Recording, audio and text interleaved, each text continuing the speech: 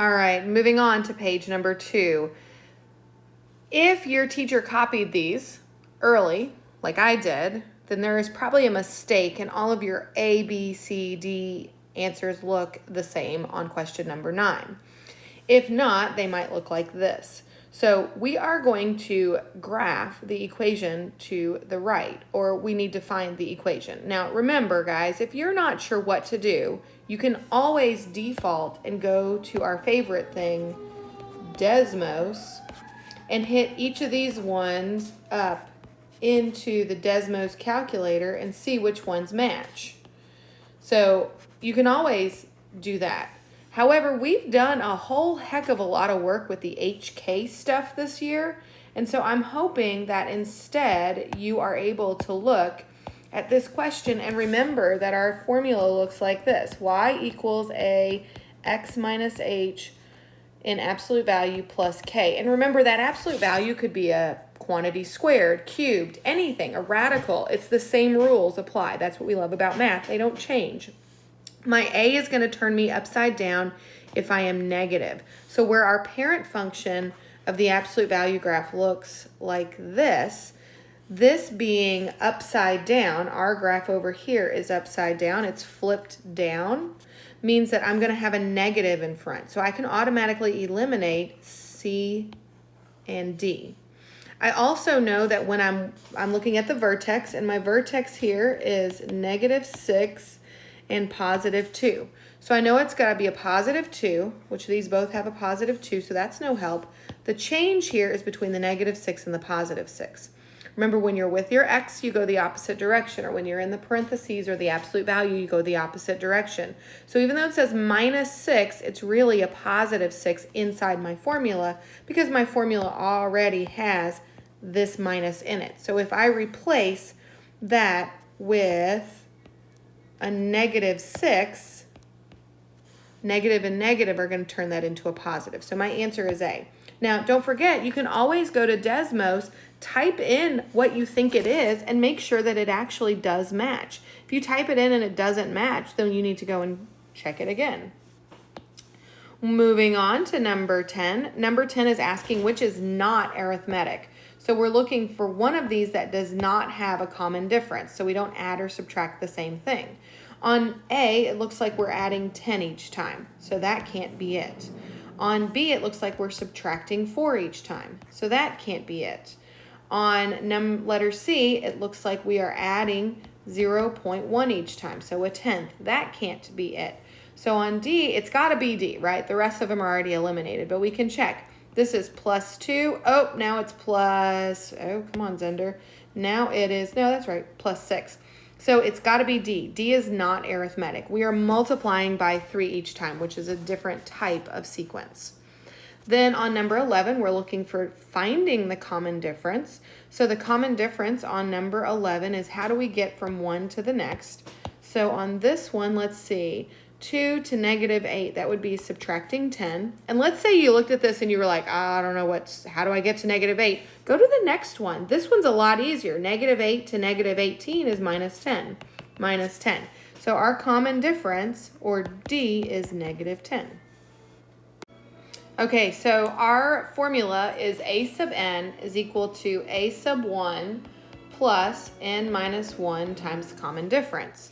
So on this one, our A sub n is we are looking for 14. So A sub 14, which means that every place that there is an n, I'm going to replace it with a 14, like that.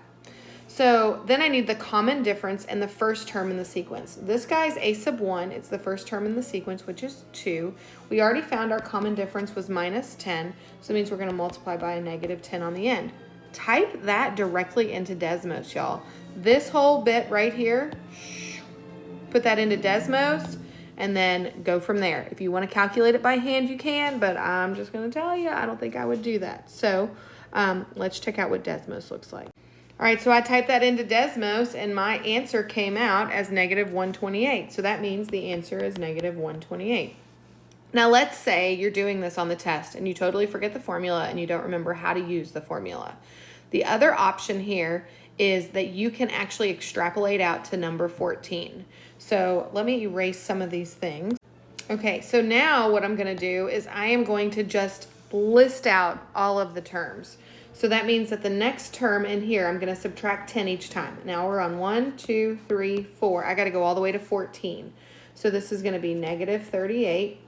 That's the fifth term. Negative 48. Negative 58. Negative 68. Negative 78. Negative 88. Negative 98, negative 108, negative 118, and negative 128, which is the same answer I got when I did all the fancy formulas. So A sub 14 is negative 128. Either way, you come up with it.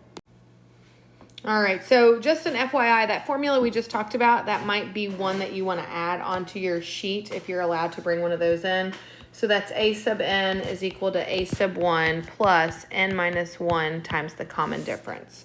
On number 13, this is an arithmetic series.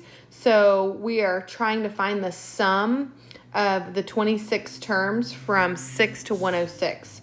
Now, this one is a little bit harder to do by hand. So you definitely want to put this guy on your formula sheet right here. If I had to do that by hand, I've got to back into figuring out the common differences to be able to find all of the different terms in between, and that is too much. So let's just use the formula and see what happens. So when I go and do this one, my n is 26. That's how many terms? So s sub 26. So that's a 26 over 2. My first term is 6, and my last term, or my a sub 26, is 106. And I'm going to put that into Desmos, y'all. I'm not even going to try to do that in my head. So let's do that on Desmos. So I put that into the Desmos, and it tells me that this is actually 1,456. The next question is also a Desmos question. Now you can actually just go in and plug in 1 through 6 into this equation right here. So if you want to try that, we'll do it both ways.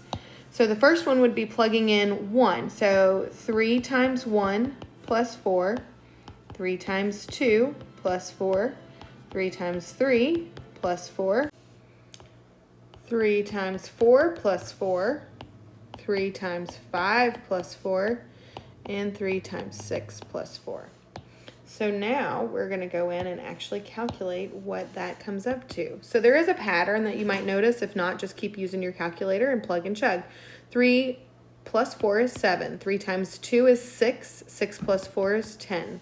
3 times 3 is 9. 9 plus 4 is 13. 3 times 4 is 12. 12 plus 4 is 16.